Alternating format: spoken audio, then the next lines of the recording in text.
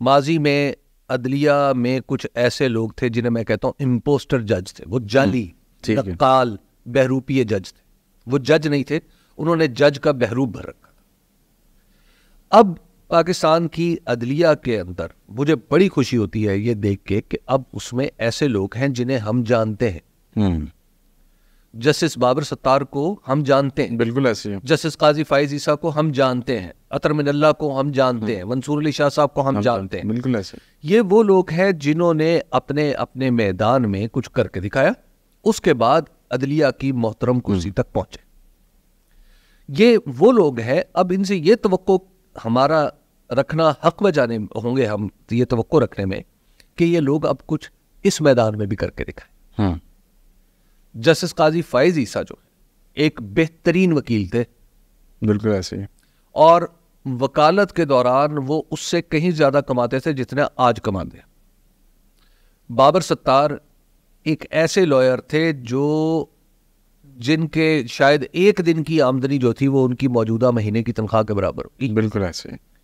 منصور علی شاہ, اطہر من اللہ, یہ وہ لوگ ہیں ان کی رورنگ پریکٹس تھی ایسے کہ جناب مطلب جو وکیلی اس وقت آپ کو پتہ ہے بابر ستار جب جج نہیں تھے تو ہر ٹیلی ویژن کی خواہش ہوتی تھی کہ بابر ستار سے بات کی جائے. بالکل ایسے. انہوں نے اپنے آپ کو منوایا ہوا تھا نا. جی. وہ جج بن کے ان کی عزت زیادہ بڑی ہے. جج کے بغیر وہ ججز لگے ہوئے ہیں, اٹارنی جنرل ہے, یہ اسی لا فرم سے بلانگ کرتے ہیں. دیکھیے وہ تو اس کا مطلب ان لوگوں نے اپنے آپ کو منوایا ہے نا. تو جب منوا رکھا ہے تو اب ہماری بھی توقع ان سے یہ ہے کہ یہ بھی خود کو اس میدان میں بھی منوائیں گے. اور جج جب حلف اٹھاتا ہے نا, اس کے حلف کی ایک لائن ہے, وہ یہ ہے کہ میں اپنے کسی پرسنل انٹرسٹ کو انفلوئنس نہیں کرنے دوں گا اپنے فیصلے پہ. اور عمر, یہ جو پرسنل انٹرسٹ ہے نا, یہ بڑی ویگ سی چیز ہے, خالی پیسہ نہیں ہے. میں چاہتا ہوں آپ پہ فتح حاصل کرنا, یہ بھی تو میرا انٹرسٹ ہے. مجھے آپ پہ غصہ ہے, مجھے آپ سے محبت ہے, بالکل ٹھیک, مجھے آپ سے نفرت ہے, میں سمجھتا ہوں کہ آپ کو فلاں جگہ پہ ہونا چاہیے, یہ بھی تو پرسنل انٹرسٹ ہے نا. جج اس بات کا حلف اٹھاتا ہے. تو لہٰذا جو جج کہہ رہا ہے, ہمیں برے ترین لمحات میں بھی جو تاریخ کے ہیں ان میں بھی ہمارے ججز نے ہمیں کچھ زیادہ مایوس نہیں کیا, بہت جگہ مایوس بھی کیا, لیکن ہم ان کا احترام اتنا رہا ہے کہ بھٹو کے قتل کا فیصلہ ججز نے صادر کیا, قوم نے مان لیا. آپ ذرا تصور کیجئے, بالکل ایسے, عمران خان کی گرفتاری کا فیصلہ اور عدت جیسے ایک مضحکہ خیز کیس میں اس قوم نے عدلیہ کا احترام سر پہ رکھا. سر یہ آپ نے ابھی عدت کیس کی بات کی تو خان صاحب کو ضمانتیں ملنا شروع ہو گئی. سائفر کیس میں بھی ہو گیا, 190 ملین پاؤنڈ والے میں بھی ہو گیا.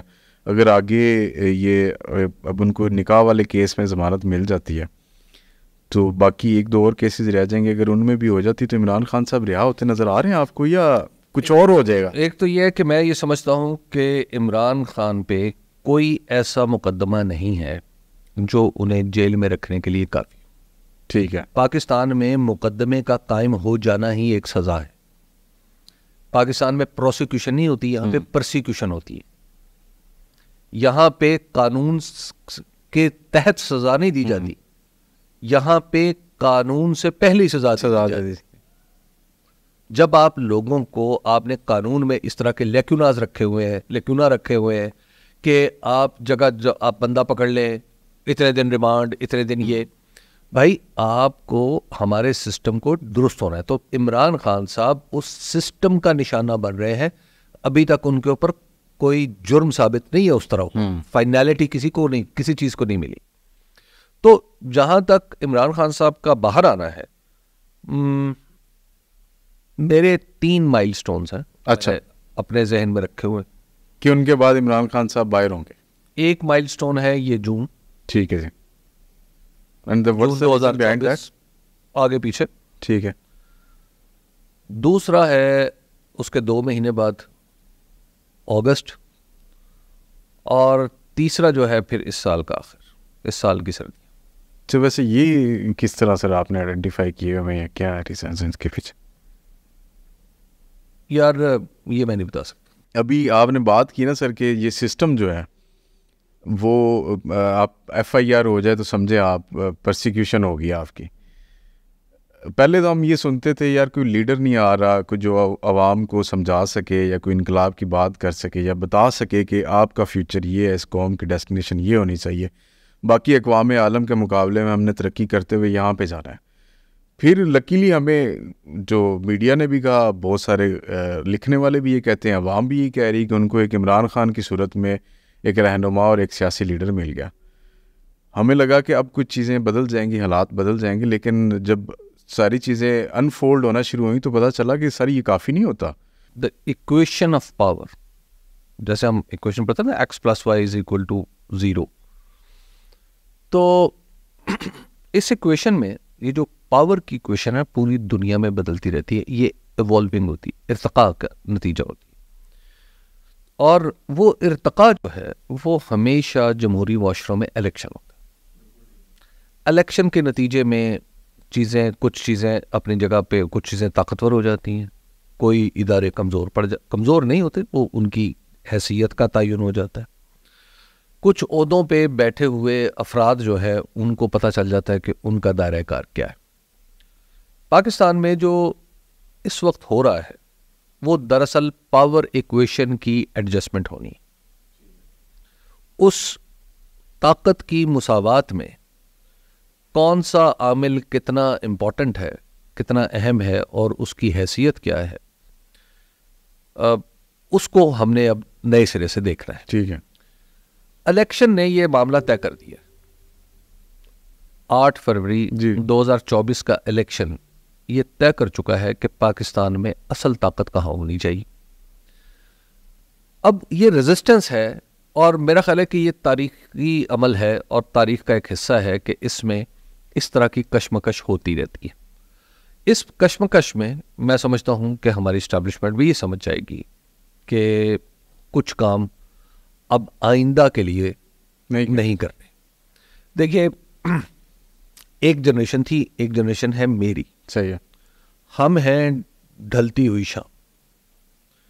جو نوجوان ہیں, بچے ہیں, وہ ہیں ابھرتا ہوا سورج. جو نیا سورج طلوع ہو رہا ہے, جو بچے اس وقت جنہوں نے آئندہ الیکشن میں ووٹ ڈالنے, ان بچوں کی ریاست کی تعریف اس تعریف سے بالکل الگ ہے جو میں نے اپنے بچپن میں پڑھی تھی.